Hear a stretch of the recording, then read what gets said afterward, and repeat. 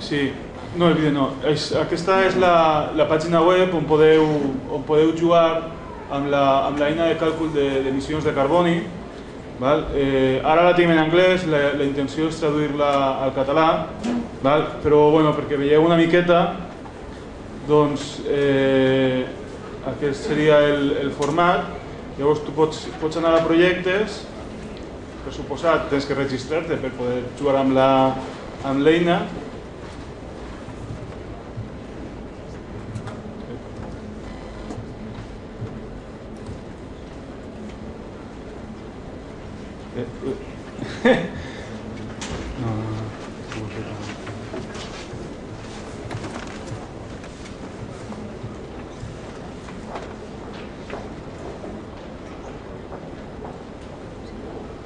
I tanmateix aquí tindríem el que seria la online database, que en aquesta online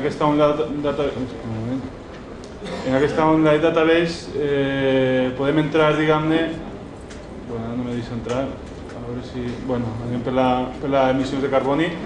Doncs aquí hi ha una mena d'exemple. Llavors aquí tindries l'esquema i llavors el que el programa te va fent és te va demanant dades que tu tens que anar introduint i vas dient aquí next, next, pots anar modificant, etc. I al final tindries, com ha mostrat en Carlos, diguem-ne els balanços de les emissions de CO2 i al final tindries el que és diguem-ne, on tens les emissions perquè tingues orientativament que te diga on estàs emitint més i al final tindries el que és el rati, diguem-ne, d'emissions i mitjançant això te pot dir si realment estàs emitint molt o estàs emitint poc, més o menys, aproximadament.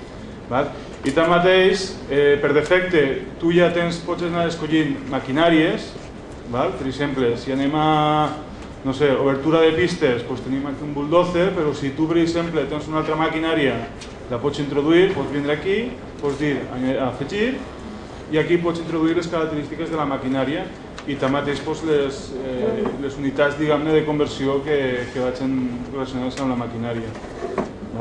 I tanmateix, per exemple, per fuels, doncs dir, ostres, és que aquestes dades a mi no em sonen de res i en comptes el dièsel que jo faig servir no té aquesta densitat, és de 900, doncs escolta, ho pots canviar, pots vindre aquí, vas a dièsel i aquí pots modificar les dades i per tant el programa te permet ajustar les dades que tu tens al càlcul que et fa el programa. I això seria. I aquí seria, ara no sé si me deixen entrar.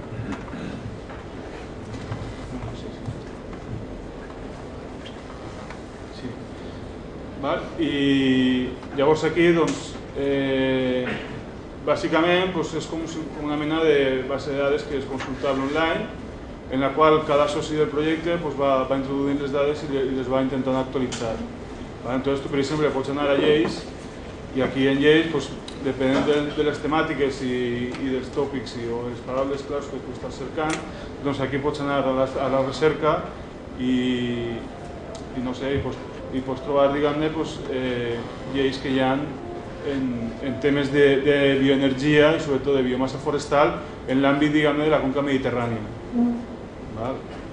Això cada soci constantment va actualitzant i això s'hauria d'anar actualitzant tanmateix.